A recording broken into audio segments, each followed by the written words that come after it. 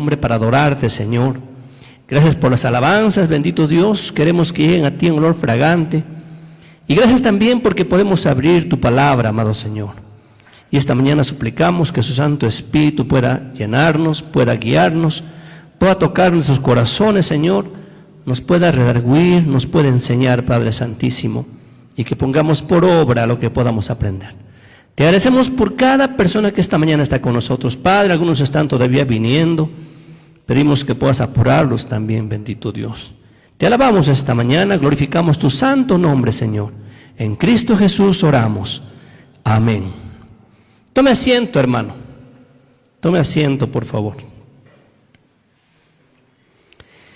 Hemos visto algunos problemas que tienen en particular las iglesias que se mencionan en Apocalipsis. En Éfeso, por ejemplo, el problema que ellos tenían era la pérdida de su primer amor, ¿no es cierto? Como el primer amor se ha enfriado.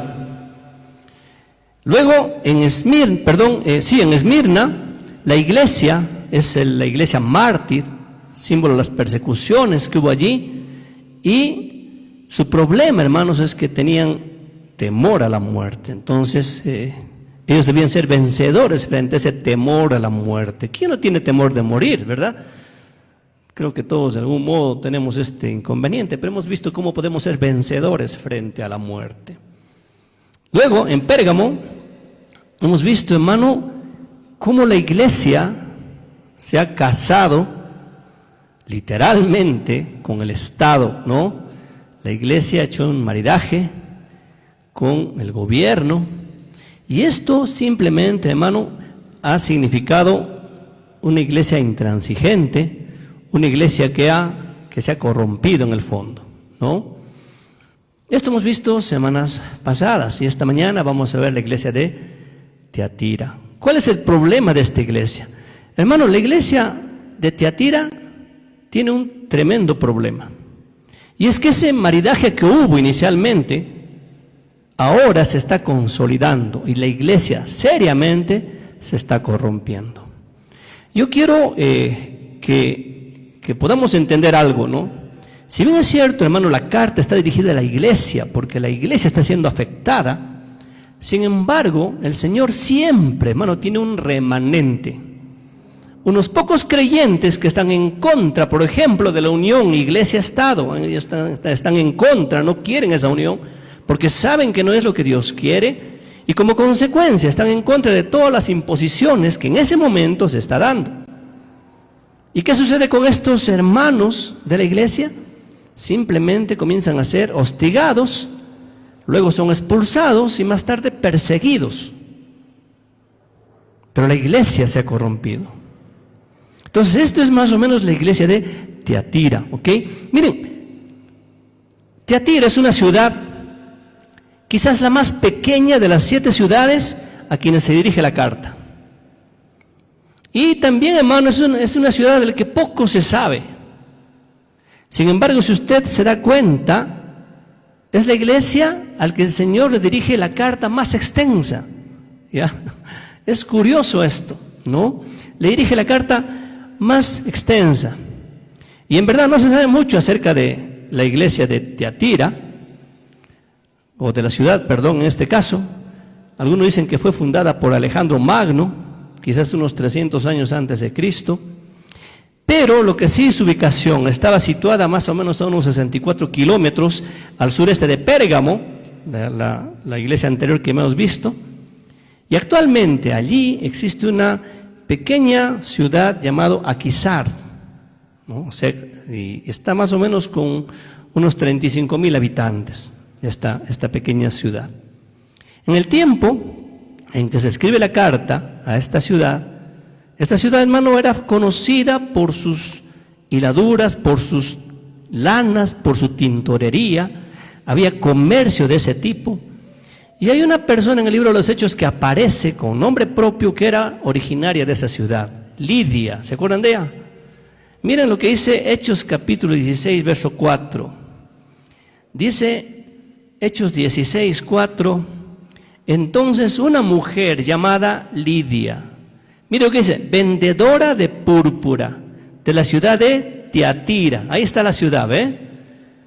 De la ciudad de Tiatira, que adoraba a Dios, estaba oyendo y el Señor abrió el corazón de ella para que estuviese atenta a lo que Pablo decía. ¿Cuál es el sistema religioso que había en Tiatira? Miren, hermanos, en Tiatira había un templo que era dedicado al dios Apolo propiamente. Pero a la vez, en Tiatira, hermano, había un templo que estaba dedicado a la adivinación. Había una diosa que se llamaba Sambaté. Y esta diosa no solamente fomentaba la idolatría, sino que también, hermano, se practicaba el ocultismo y el satanismo propiamente. Más o menos ese era el contexto religioso que había en aquel momento en Tiatira. El Evangelio llegó allí, no se sabe exactamente la forma, pero se piensa que fue precisamente Lidia y su familia los primeros que llevaron el Evangelio a esa zona. Ahora, vamos con lo importante. Un paréntesis aquí, hermanos, hermano Davis, aquí adelante hay una banca vacía, pueden pasar si quieren, pasen por favor, para que no estén parados atrás, pasen acá adelante, hay una banca vacía, ¿eh? Esa banca está pasando buena vida. ¿Ya se acomodaron? Ok. Vamos, hermano, miren, Tiatira tiene un significado muy interesante. Significa sacrificio continuo. Y eso llama la atención, ¿no? Ese nombre calza muy bien con el periodo de la iglesia, hermano, que está representando. Miren, la iglesia de Tiatira representa la iglesia papal con su sacrificio incansable de sus misas. Recuerde que en la misa, hermano, se sacrifica a Jesucristo. Y eso es una herejía. En el fondo se está diciendo que el sacrificio que Cristo hizo en la cruz es insuficiente y tiene que sacrificarse de nuevo. En el fondo, hermano, esto es una herejía. Pero miren cómo ese nombre calza con lo que representa la iglesia. Sacrificio continuo, sacrificio incansable. También se refiere, hermano, a la lista interminable de cristianos que fueron muertos por las llamadas Santa Inquisición. Millones de cristianos, hermanos, en toda la Edad Media, porque esta iglesia está en ese lapso, en ese periodo de tiempo de la Edad Media, más o menos unos 950 años. En todo ese tiempo, hermano, más de 12 millones de creyentes, de cristianos, fueron muertos de diversas maneras. Ya explicamos esto semanas pasadas. Pero este nombre de Tiatira implica eso, ¿no? Sacrificio incansable, sacrificio continuo. No solamente por lo que representa sacrificar en cada misa a Jesucristo, sino también porque muchísimos creyentes literalmente fueron muertos con la famosa Santa Inquisición. ¿Cómo se presenta el Señor a esta iglesia, hermano? Se presenta como el Hijo de Dios. Y es interesante esto también porque lo que vemos aquí, hermanos, es la aseveración de la palabra de Dios de que Jesucristo es Dios. Esto es muy importante, muchísima gente duda, ¿no? Jesús lo ven como un buen maestro, como un gran profeta, como un gran hombre, un mártir. Hermano, Jesucristo es Dios, ¿ya? Y siendo Dios, hermano, Él se presenta a la iglesia de esa manera, como el Hijo de Dios. Y esto implica que Él es el Salvador. Y que solo Él es el digno de ser adorado. Nosotros, hermanos, venimos aquí para adorar ¿a quién? A Jesús, a nuestro Señor Jesucristo. Eso nunca debemos olvidar. A Dios propiamente. Mira lo que dice ahí. Dice ojos como llama de fuego. ¿Qué significa eso? Que todo lo ve, que todo lo conoce. Esto ya lo hemos visto. Él conoce cada pensamiento que hay en tu corazón. Dice la Biblia que aún la palabra no está en mi boca, y he aquí, tú la sabes toda, ¿no? El Señor conoce todo. El Señor conoce lo que estás pensando ahorita, hermano. Usted está pensando, hasta quiero hablar de este pastor, no, ya me estoy cansando. Eso sabe el Señor, no conoce. Hermano, dice la palabra, no está en mi boca y aquí tú lo sabes todo.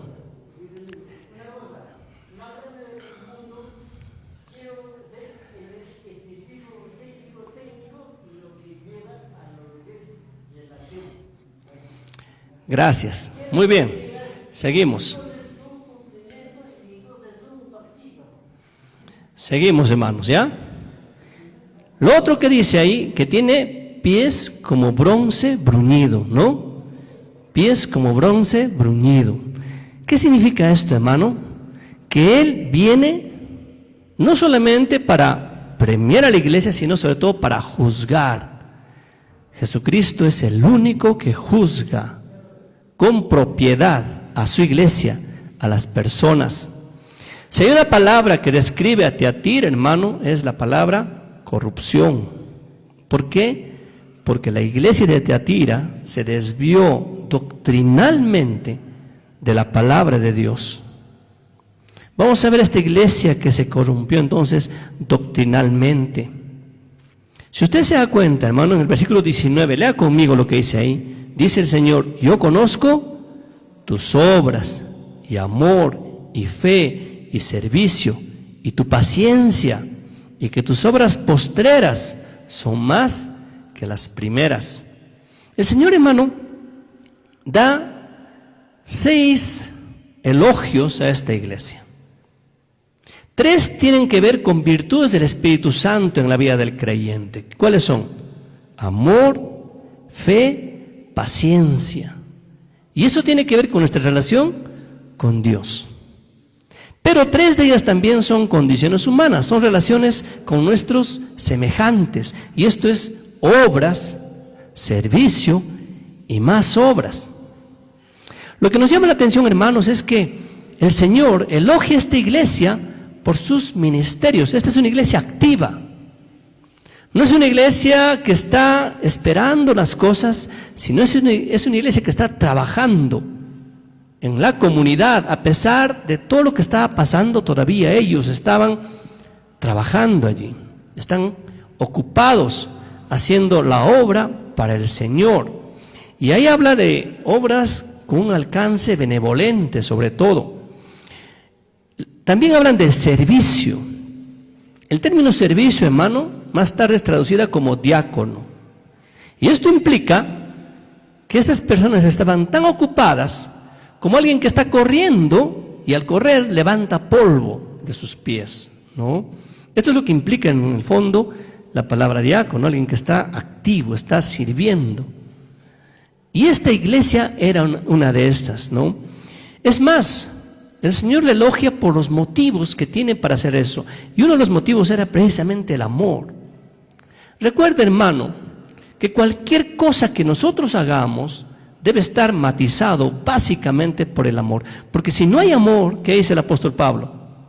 De nada sirve, ¿no? Si yo hablase lenguas humanas y angélicas y no tengo amor, de nada me sirve. Soy como latón que resuena, dice, ¿no? O sea, es una cosa vacía la que se tiene allí. Muchísima gente puede hacer cosas, entre comillas, para el Señor, pero si lo hace sin amor, no solamente es como un latón que resuena, sino que Dios ni siquiera lo ve. Es interesante esto, hermano. Ellos están entonces motivados por un amor genuino, por su fe, ¿no? O sea, su fidelidad. Es una iglesia que realmente recibe elogios del Señor, y esto nos debe hacer pensar. Ahora, dice la Biblia, el versículo ahí, que sus obras postreras son más que las primeras. Y esto nos hace ver que esta iglesia, hermano, no solamente tenía un crecimiento espiritual dentro de ellos, sino también el nivel de sus trabajos era arduo. Hacían bastantes cosas por la sociedad, por el pueblo. Solamente quiero recordar algo importante, hermano. Cuando hablamos de obras, siempre debemos pensar que Él nos salvó, no para ser cristianos perezosos, sino para ser activos en la obra del Señor. Pero las obras, hermano, nunca son con el propósito de ganar la salvación. son como consecuencia de ser salvos ya. Si yo no tengo a Cristo en mi corazón y hago muchas obras de caridad, muchas obras buenas, hermano, eso no cuenta delante del Señor. Dice la Biblia que tus mejores obras son como trapo de inmundicia. Solamente cuando ya tienes a Cristo en tu vida y en tu corazón, hermano, las obras tienen valor.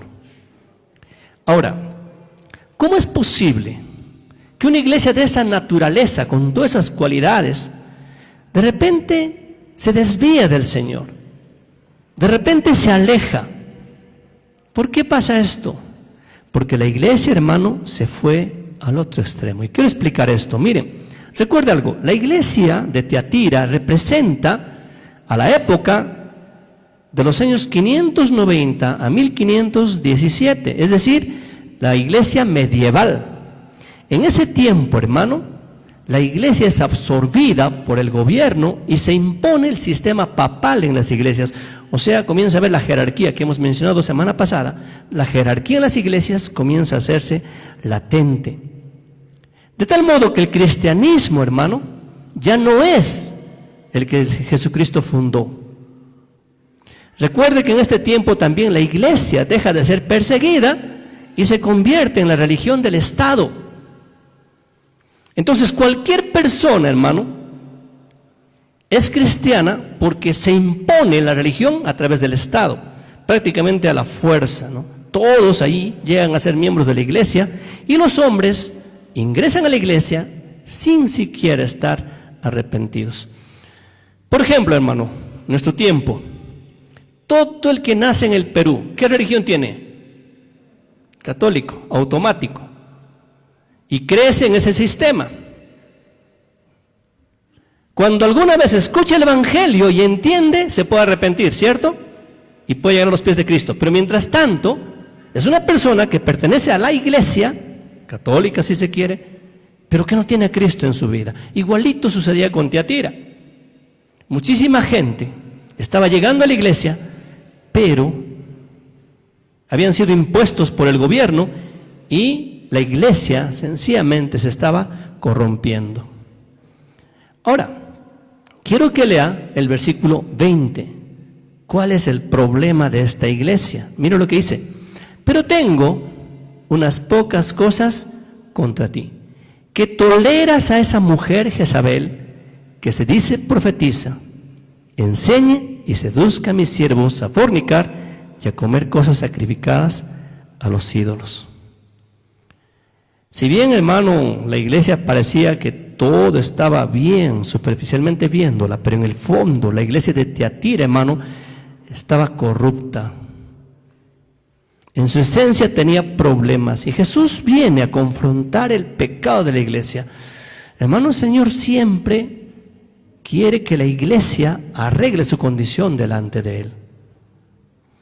Miren, si en esta iglesia, hermano, abundaba las obras, pero como dije hace un momento, habían llegado a un extremo. Ahora las obras se estaban haciendo para ser salvos, para ganar su salvación. Precisamente por las enseñanzas que la iglesia estatal, la iglesia papal, estaba brindando a sus feligreses. De manera que se inició una maratón de obras, como por ejemplo las penitencias, los peregrinajes, los rezos a la Ave Marías, etcétera, etcétera, hermano, que se hacían con el propósito de que la persona alcance su salvación. Y esto está totalmente fuera de lo que la palabra de Dios enseña. La iglesia de Tiatira se apartó del Evangelio, se apartó de Cristo, y como dije hace un momento, hermano, es porque la iglesia sencillamente se unió con el Estado, la iglesia, la religión se hizo oficial, y esto es el gran problema que tiene esta iglesia. Ahora bien, miren, lo que vemos en Tiatira, hermano, es que personas malvadas en el fondo ingresen a la iglesia y dañen a la iglesia desde adentro. El versículo dice, toleras que esa mujer Jezabel, que se dice profetiza, enseñe. Miren, en la carta a Pérgamo, vimos que Balaam seducía al pueblo desde afuera. Quería maldecir y después aconsejó a Balac. ¿Se recuerdan eso, no es cierto? Pero aquí, hermano, en Tiatira, una mujer está seduciendo al pueblo desde dentro de la iglesia. Está en el liderazgo de la iglesia, está enseñando a la iglesia. Y desde allí, el gran problema que tiene esta iglesia, hermano. ¿Sabe? La Biblia enseña, hermano, que las mujeres no deben enseñar a los hombres en la iglesia. Yo quiero hacer un paréntesis aquí. Yo no tengo nada contra las damas, ¿ok? No me tengan bronca, por favor. Yo no tengo nada contra las mujeres ni nada de esas cosas. Es lo que la palabra de Dios enseña. Mira lo que dice 1 Timoteo capítulo 2, verso 12. El Señor desaprueba esto, hermano. Mire, dice, porque no permito a la mujer enseñar ni ejercer dominio sobre el hombre, sino estar en silencio. De manera que esto es algo que a Dios le desagradaba, al Señor, que Jezabel esté enseñando en la iglesia. Y lo peor es que ni siquiera está enseñando bien, ¿verdad? Está enseñando, dice el versículo, a fornicar, a cometer adulterio, etcétera, etcétera. El versículo dice, no permito a la mujer enseñar ni ejercer dominio sobre el hombre, sino estar en silencio. Mira lo que dice 1 Corintios capítulo 14 también, porque alguna vez me dijeron, pastor, pero solamente es ese versiculito en la Biblia, no es el único, se puede obviar. No, pues, no podemos obviar, hermano, aunque sea un hito, pero para que se dé cuenta que no es un hito, mira lo que dice 1 Corintios capítulo 14, verso 33 hacia adelante, dice, como en todas las iglesias de los santos, vuestras mujeres callen en las congregaciones, porque no les es permitido hablar, sino que estén sujetas, como también la ley lo dice. Y si quieren aprender algo, pregunten en casa a sus maridos, ¿por qué es indecoroso que una mujer hable en la congregación? Etcétera, etcétera, ¿no? Otra vez, no es que las mujeres sean incapaces, sean menos capaces que los varones, etcétera. Hermano, no se trata de eso. Quiero decirle que hay damas, hay mujeres mucho más capaces que muchos varones. Y lo vemos en la sociedad, ¿verdad? Pero es el orden que Dios ha establecido en su iglesia. Incluso en el gobierno y en el hogar. Ha puesto al varón como cabeza. Y dice que hay dos razones para esto, hermano. La primera es que el hombre fue creado primero. Piña las mujeres, bueno, después fueron creadas, pero el varón fue creado primero. Y la segunda razón por la que Dios estableció ese orden, hermanos, es que ella fue la que cayó en transgresión. A ella le tentó Satanás, ¿verdad? Y ella comió del fruto y llamó a su marido y le dijo, oye, si no comes ya sabes, ¿no? No te voy a hablar. Y entonces él comió, pues. ¿Pero quién cayó primero? Ella. Esas son las dos razones que la palabra de Dios nos da, hermano, para que Dios establezca un orden en la sociedad, un orden en la iglesia, un orden en el hogar. En esta iglesia de Tiatira, hermano, se estaba tergiversando ese orden ya, desde ya. Es más, miren, notamos en el versículo, hermano, que ella misma se decía ser profetisa, ¿no es cierto? ¿Y qué dice el Señor? Que no lo es. No es esto novedad, hermano. En Éfeso, algunos pretendían ser apóstoles y no lo eran. También más adelante, hermano, en Esmirna, algunos pretendían ser judíos y no lo eran. O sea, el Señor conoce. Lo que significa esto, hermano, que el mundo espiritual está lleno de falsedad y mentira. Escucha esto. El mundo espiritual, hermano, está lleno de falsedad y mentira. Y entonces, ahora mismo usted va a encontrar muchos lugares donde hay apóstoles, donde hay profetas, donde hay pastoras, donde hay una serie de enseñanzas que lastimosamente, hermano, muchísima gente cree y sigue sin analizar la palabra de Dios. Y si lo leen, no les gusta, rompen esa hoja y siguen adelante en sus ideas, en sus creencias. Pero hermano, el mundo espiritual está lleno de falsedad y mentira. En este tiempo, y esto entre paréntesis, hermano, en este tiempo no hay apóstoles en el sentido de los que había en el Nuevo Testamento. No lo hay. Y aquellos que dicen que son el apóstol fulano de tal, son tremendos engañadores, por si acaso.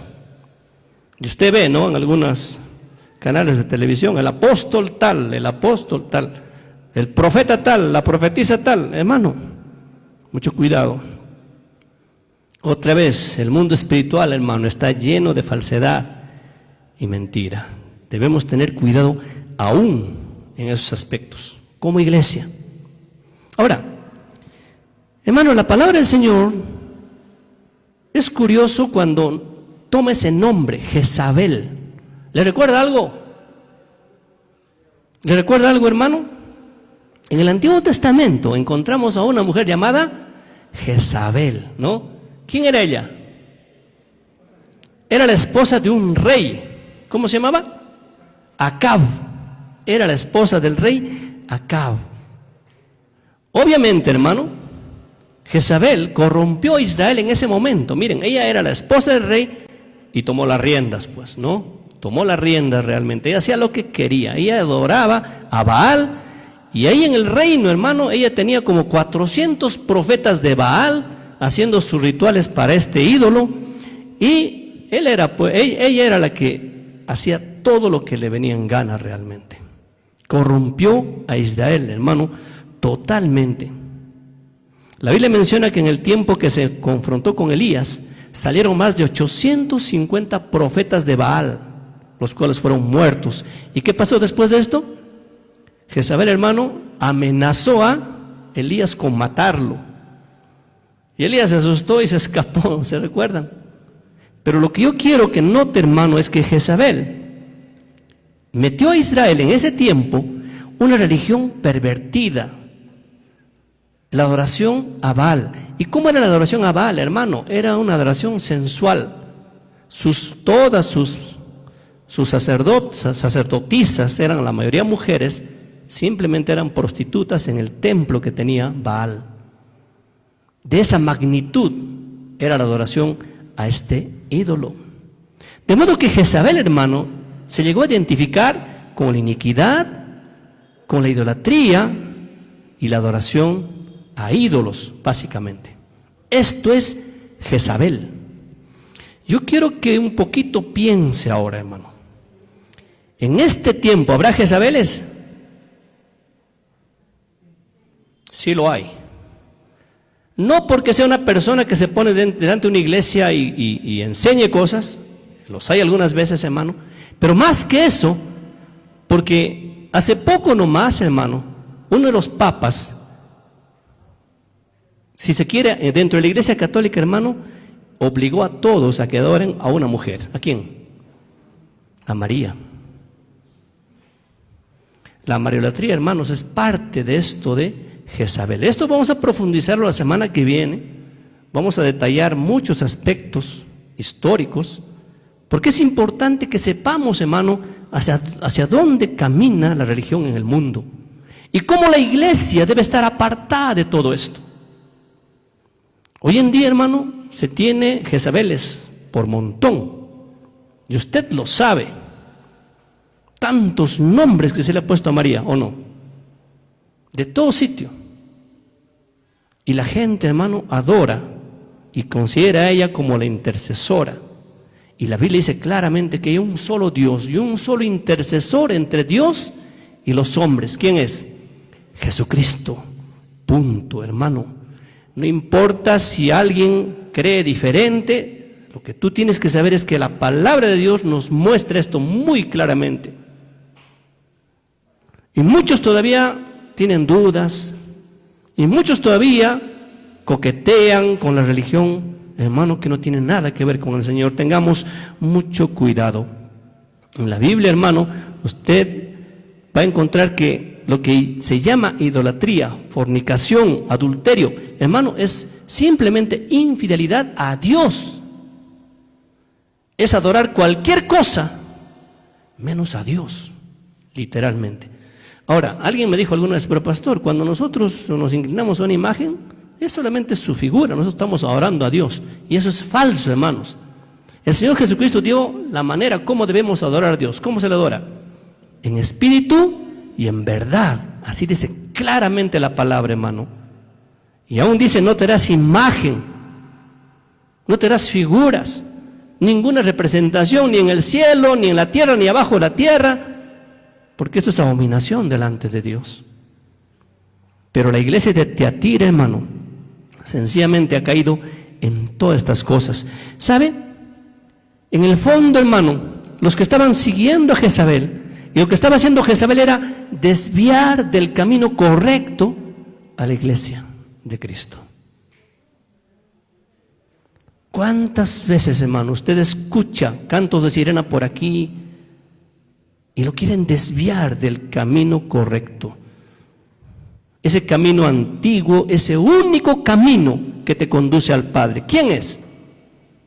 ¿Qué dice el Señor en su palabra, hermano? Yo soy el camino y la verdad y la vida. Nadie viene al Padre si no es por mí, dice el Señor Jesucristo.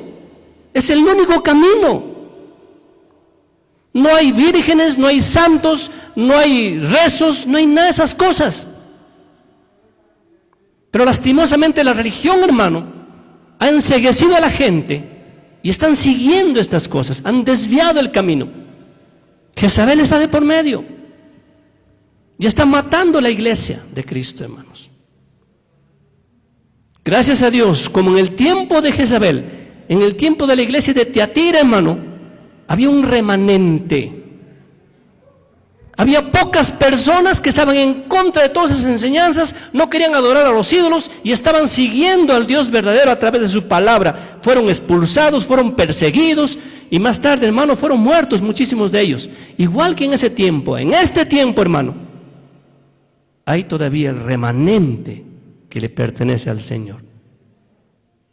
Si usted tiene a Cristo en su corazón, hermano, y se ha apartado de todas esas cosas, usted es el remanente hoy en día. Usted es ese remanente, hermano.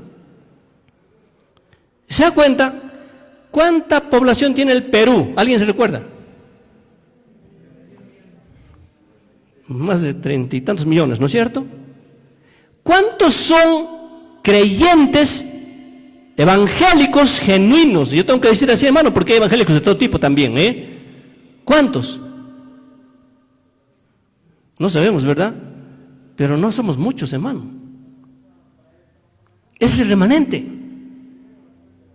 Que más tarde quizás seamos perseguidos, que más tarde seamos vituperados, hermano, porque tú sigues firme en la palabra de Dios.